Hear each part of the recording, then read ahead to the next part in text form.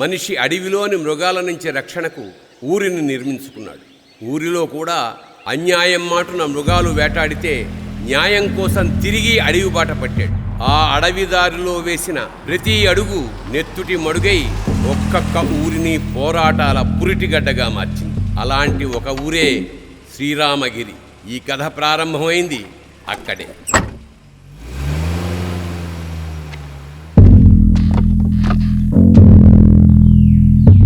सुबह सुबह दिमाग खराब हो गया रा भाई.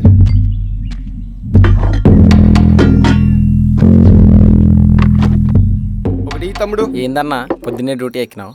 క్రికెట్ సీజన్ కదా తమ్ముడు. ఉదయం 6 గంటలైతే ఫోన్లు మాకీ కనెక్షన్ సరిగా లేదు, మాకీ కనెక్షన్ సరిగా లేదు సావా కొడుతున్నారు అనుకో.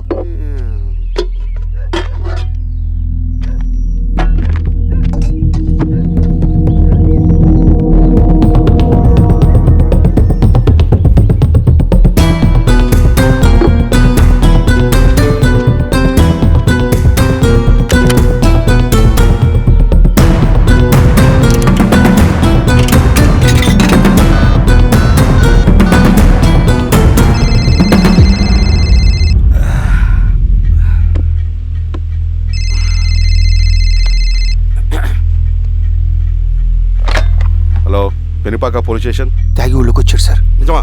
అవును సార్, నా పక్కనే ఉన్నాడు సార్. సరే సరే అరే మాణిక్యం తమ్ముడు. బాబాయ్ బాగున్నావా? బాగున్నా. పెద్దోడు బాగున్నాడా? బాగున్నాడు. అవును బాబాయ్, మన ఊర్లో రైతు కూలీ సమస్య తీరిందా? లేదయ్యా. ఈ సమస్యను మనం త్వరగా తేల్చాలి బాబాయ్. ఏదో ఒకటి త్వరగా తేల్చండి అయ్యా. వస్తాను బాబాయ్, జాగ్రత్త. బాబు.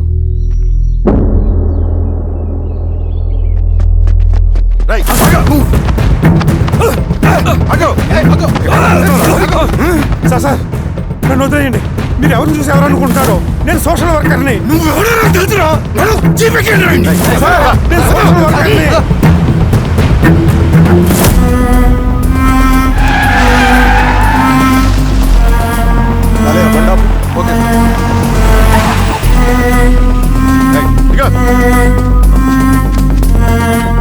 ఏంటి సార్ అడవిలో ఆపారు?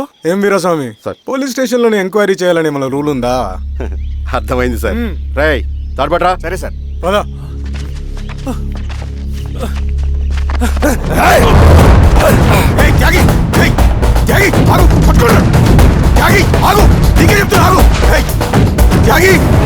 చెప్తున్నా నీకు ఆగు. ఆగు.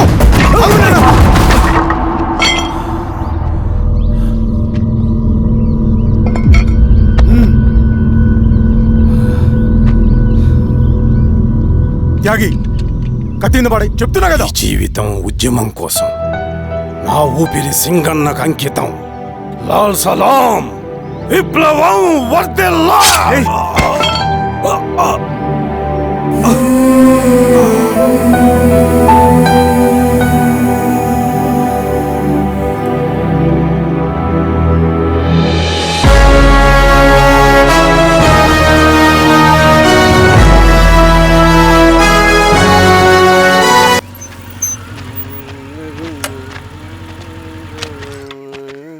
షబీర్ భాయ్, ఏందిరా భాయ్? మా కోనేటి వీధిలో కేబుల్ కనెక్షన్ రావట్లేదు భాయ్. పొద్దునేందిరా భాయ్? లేదన్నా, మేము కొంచెం క్రికెట్ బెట్టింగ్ పెట్టుకున్నాం, కొంచెం వీలైతే చూడన్నా. నేను రాను పోరా భాయ్. అన్నా ఏందిరా?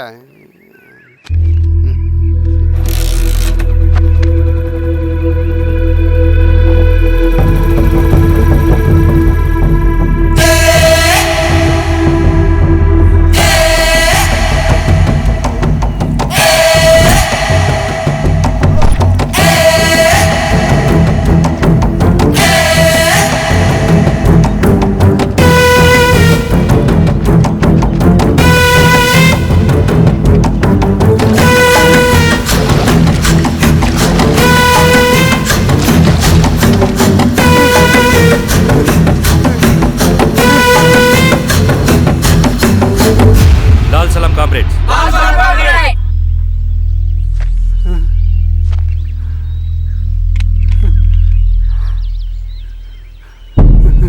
1 లక్ష రూపాయలు సంపాదించడానికి ఎన్ని రోజులు పడుతుంది?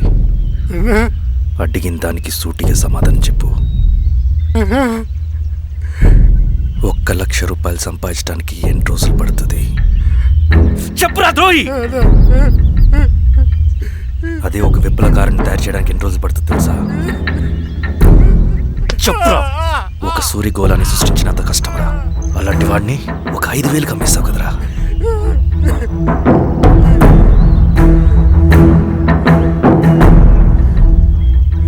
వీడు చేసిన తప్పుకి ఏంటి దండన?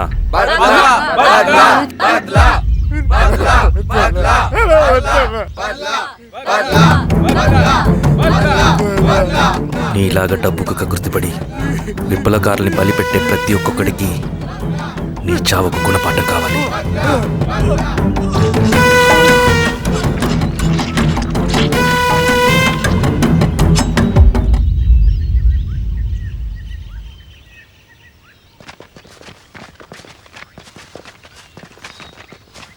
త్యాగి స్థానంలో మరొక వ్యక్తిని రిక్రూట్ చేయమని సెంట్రల్ కమిటీ నుంచి మెసేజ్ వచ్చింది.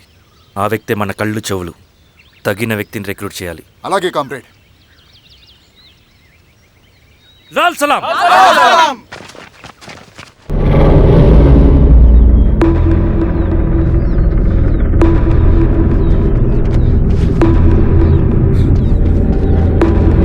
సార్ సార్ సార్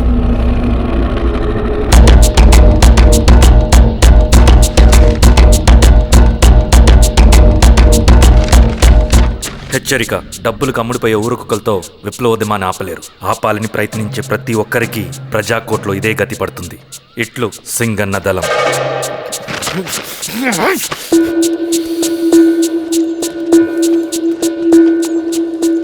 అయ్యా, మీకోసం చెన్నారెడ్డి గారు శేషారెడ్డి గారు వచ్చారండి. కూర్చోమని చెప్పు. సరే అండి.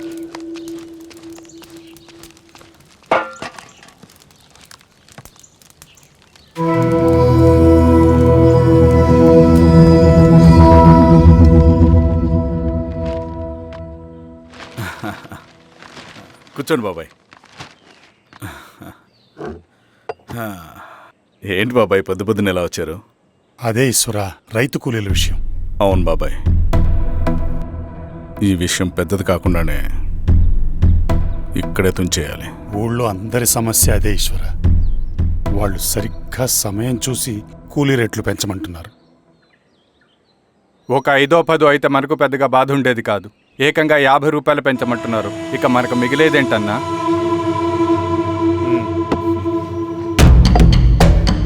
చెరువులోకి నీళ్ళు వచ్చేసరికి జలగలకి బలం పెరుగుతుందంట. ఆ అన్నల అండ చూసుకుని కూలీ నా కొడుకులు రెచ్చిపోతున్నారు. అలా కొనసాగడానికి వీల్లేదు. ఒక గంటకి మీరందరూ పోలీస్ స్టేషన్కి రండి. అక్కడ మాట్లాడి ఏం చెయ్యాలో ఒక నిర్ణయానికి వద్దాం. అలాగే పద.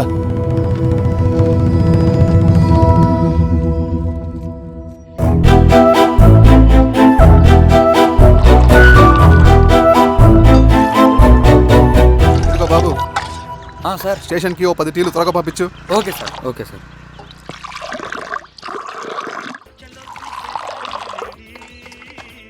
రెడ్డి గారు, బయట ఊరు నుంచి కూలి వాళ్ళని తీసుకొస్తే ఇక్కడ ఊరోళ్ళు ఊరుకుంటారా? గొడవలకు వస్తారండి. నాకు లా అండ్ ఆర్డర్ ఇష్యూ అవుతుంది. వాళ్ళు గొడవకు దిగితే మేమన్నా వాచమలమా? ఏం చేయాలో మాకు తెలుసు. చుండూరు, కారంచెడు, పదిరికుప్పం, నీరుకొండల్లో ఏం జరిగిందో ఈ ఊర్లో కూడా అదే జరుగుతుంది. మీరు ఇలా ఆవేశపడితే ఎలా రెడ్డి గారు? మీరైనా చెప్పండి ఈశ్వర్ రెడ్డి గారు. ఏం చెప్పమంటావు గిరిధర్? వాళ్ళు ప్రతి సంవత్సరం ఇలా పెంచుకుంటూ పోతూ ఉన్నారు. ఈ సంవత్సరం 50, వచ్చే సంవత్సరం ఎంతని, ఎవరికని? వాళ్ళు అడిగిందంతా ఇచ్చుకుంటూ పోతూ ఉండాలా మేము? వచ్చే సంవత్సరం పెంచర్లేండి సార్. సరే, అలాగని వాళ్ళని రాసిమ్మని చెప్పండి, అప్పుడు చూద్దాం. వీరస్వామి, ఆ నరసింహ గారిని పిలు. సార్, నరసింహ గారు సార్ పిలుస్తున్నారు. నమస్తే సార్. నమస్తే, కూర్చోండి. Sir tea. నమస్కారం. నమస్తే సార్. టీ అందరికీ ఇవ్వు. చూడండి నరసింహులు గారు, మీరు అడిగింది ఇవ్వటానికి వాళ్ళు సిద్ధంగా ఉన్నారు. కానీ వచ్చే సంవత్సరం మీరు కూలీల రేటు పెంచబోమని హామీ ఇవ్వాలి. వచ్చే సంవత్సరం మిగిలిన వస్తువుల ధరలు పెరగవని మీరు హామీ ఇవ్వండి, అలాగే మేము ఇస్తాం. మేము అడిగింది మీ చేతిలో ఉంది, మీరు అడిగింది మాత్రం మా చేతిలో లేదు. వాళ్ళ చేతిలో ఉంది సార్, అంతా అన్నల చేతిలో ఉంది. సార్, వాళ్ళెవరో మాకు తెలియదు. మేమెవరి చేతుల్లో కీలువమనం కాదు. ఇది మా రైతు కూలీలందరం కలిసి సమిష్టిగా తీసుకున్న నిర్ణయం. చిన్న చిన్న అవసరాలకు అప్పులు తీసుకున్న పాపానికి మా భూముల్ని బలవంతంగా గుంజుకుని మా పొలాల్లో మమ్మల్నే కూలీలుగా మార్చారు వీళ్ళు. భూమి మాది, పని చేసేది మేము. పండించేది కూడా మేమే. ఏయ్, అవన్నీ మీ పార్టీ మీటింగ్లో చెప్పుకోండి, వింటారు. కూలీ డబ్బులు ఇవ్వడం దయాధర్మం కాదు, మీకు తోచినంత ఇవ్వడానికి అది మా హక్కు. మేము అడిగింది న్యాయబద్ధంగా ఇవ్వకపోతే మీ పొలాల్లో ఒక గింజ కూడా రాలదు. పండిన పంటనంతా కాకులకి గద్దలకి వేసుకోవాల్సి వస్తుంది. ఇక దీని మీద చర్చ అనవసరం. వస్తాం. నరసింహులు గారు కొంచెం ఆగండి సార్, మీరేనా కొంచెం చెప్పండి సార్. కొవ్వెక్కిన ఎండ్రకాయ కన్నంలో ఇరుక్కుందంట. దాన్ని బయటికి ఎలా తీయాలో, కోసి కూర ఎలా వండుకోవాలో మాకు బాగా తెలుసు. అరే పదండి బాబాయ్.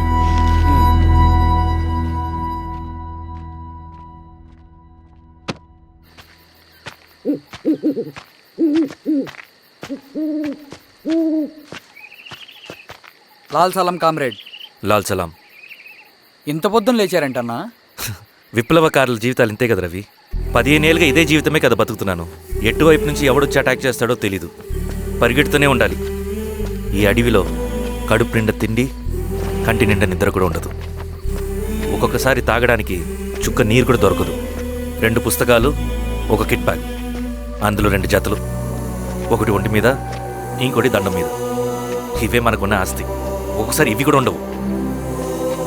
బార్డర్లో సైనికుడు లాంటి వాడే అడవిలో విప్లవకారుడు కూడా. ఇదంతా జనం కోసం, వాళ్ళ బతుకుల్లో వెలుగు కోసం. సరే, ఏం సమాచారం? కూలీ రేట్లు పెంచే విషయంలో భూస్వాములు చాలా పట్టుదలగా ఉన్నారన్న. కానీ మన నరసింహులు నన్ను ఒప్పుకోలేదు. మీటింగ్ అయ్యాక వెళ్తూ కోపంగా ఏదో మాట్లాడారన్న. నాకెందుకు అనుమానంగా ఉంది. కీడి తలపెడితే ఎక్కువ నష్టం వాళ్ళకే రవి. కానీ మధ్యలో రైతు కూలీల పరిస్థితి ఏమైపోతుందని ఆందోళనగా ఉందన్న. చదరంగంలో నిలబడ్డాక చావుకి వెరవకూడదు రవి. ఇన్నాళ్ళు వాళ్ళు ఇచ్చిన పావలాకి 10 పైసలకి కూలి చేశారు. వాళ్ళ జీవితాలు బాగుపడాలంటే మనమెత్తిన పిడికిని దించకూడదు. సరే అన్న.